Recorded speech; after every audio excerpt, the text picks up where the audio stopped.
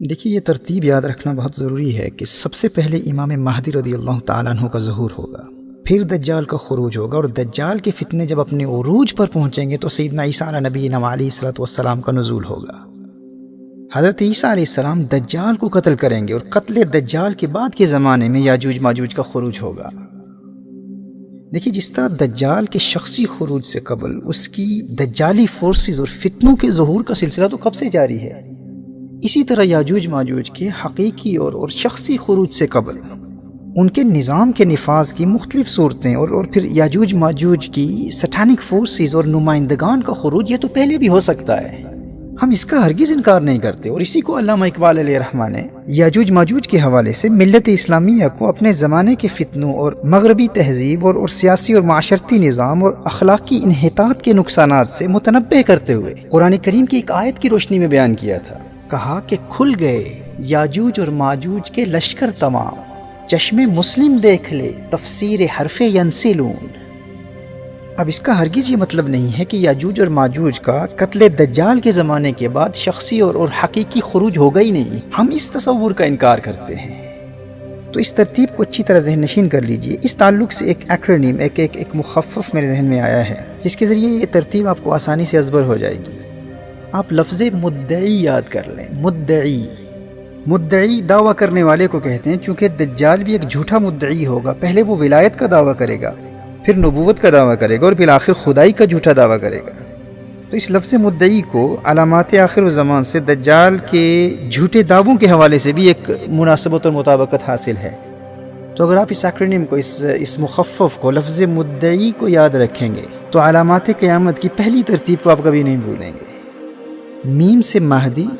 دال سے دجال، عین سے عیسیٰ، اور یہ سے یاجوج ماجوج۔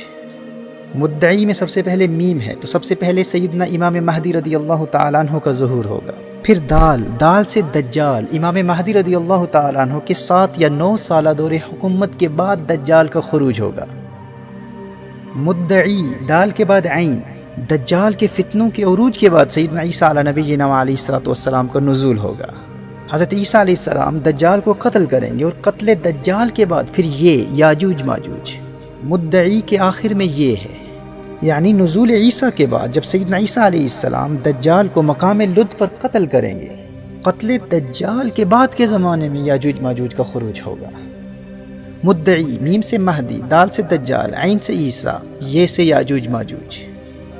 مجھے امید ہے کہ ان 4 علامات اور واقعات کی ترتیب آپ کو بھی یاد ہو چکی ہوگی۔ یہ ایک انتہائی آسان طریقہ ہے،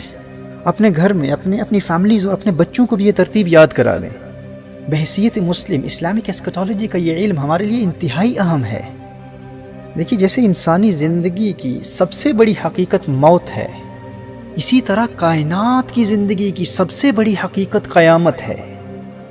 موت انسان کی دنیاوی زندگی کو ختم کر دیتی ہے، اور قیامت کائنات کی زندگی کو ختم کر دیتی ہے۔ اسی لیے علامات قیامت کو سمجھنا ہمارے دین کا انتہائی اہم حصہ ہے، لیکن افسوس اس پر بہت کم توجہ کی جاتی ہے۔ دیکھیے جب ان 4 کی ترتیب اور ہر ایک کی واضح علامتیں آپ ذہن نشین کر لیں گے تو پھر ان کے بعد کی علامات اور اس دوران ظاہر ہونے والی علامات کی ترتیب کو احادیث کی روشنی میں سمجھنا اور پھر یاد رکھنا آپ کے لیے بہت آسان ہو جائے گا۔ جیسے ظہور امام مہدی رضی اللہ تعالیٰ عنہ سے پہلے کی واضح علامات میں سے ایک علامت نہر فرات کا خشک ہو جانا، پھر دریائے فرات سے یوفریٹیز ریور سے سونے کا پہاڑ نمودار ہونا۔ The river Euphrates will unveil a mountain of gold. This is one of the major and clear signs before the appearance of Imam al-Mahdi رضی اللہ تعالیٰ عنہ۔ اور بعد از ظہور مہدی سفیانی کی فوج کا زمین میں دھس جانا، اسی طرح خلافت علی منہاج النبوہ کا نفاذ۔ امام مہدی کے دور حکومت میں عرب دنیا کے علاوہ بھی روم، قسطنطینیہ اور دنیا کے بڑے بڑے ممالک میں اسلام کی حکومت۔ اسی طرح امام مہدی رضی اللہ تعالیٰ عنہ کے کم از کم 7 یا 9 سالہ دور حکومت میں وہ خوشحالی اور امن و سلامتی کا دور جب ہر ایک کے پاس مال و دولت کی فراوانی ہوگی، مسلم دنیا میں سونے اور چاندی کی کثرت ہوگی، یہ مسلم دنیا کی اکانومی کے عروج کا دور ہوگا۔ اور پھر اس دور کا آنا جب الملحمۃ الکبریٰ، جب آرمیگیڈن، وہ سب سے خوفناک اور تباہ کن جنگ ہوگی، جس کے نتیجے میں پھر غربت اور مفلسی اور بھوک اور پیاس اور قحط سالی کا دور آئے گا، اور دنیا پھر اسی پرانے تلواروں اور گھوڑوں اور اونٹوں کے دور میں لوٹ جائے گی، اور پھر قسطنطنیہ اور روم کی فتح کے بعد دجال کا خروج اور دجال کے فتنوں کا زمانہ، اور پھر اس کے بعد سیدنا عیسیٰ علیہ السلام کا نزول،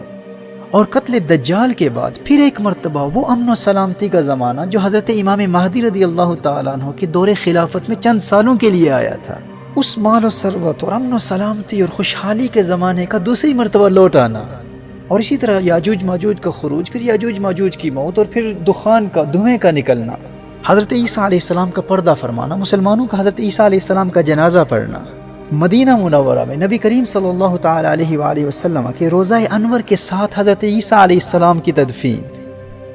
اسی طرح سورج کا مغرب سے طلوع ہونا، پھر توبہ کے دروازے کا بند ہو جانا، پھر دابۃ الارض کا خروج، زمین کے اس جانور کا حضرت سلیمان علیہ السلام کی انگوٹھی اور حضرت موسیٰ علیہ السلام کے عصا سے کفار کے چہروں کو سیاہ کر دینا اور مومنین کے چہروں کو روشن کر دینا، اور یوں کفار اور مومنین میں تفریق کرنا،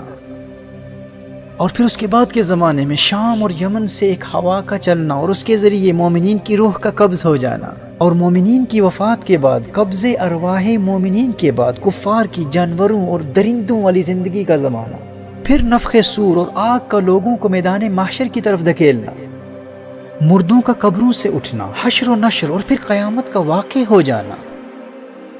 محترم احبہ، میرے دوستوں، میرے بھائیوں، میری بہنوں، یہ ترتیب بحیثیت مسلم ہر ایک کو یاد ہونی چاہیے۔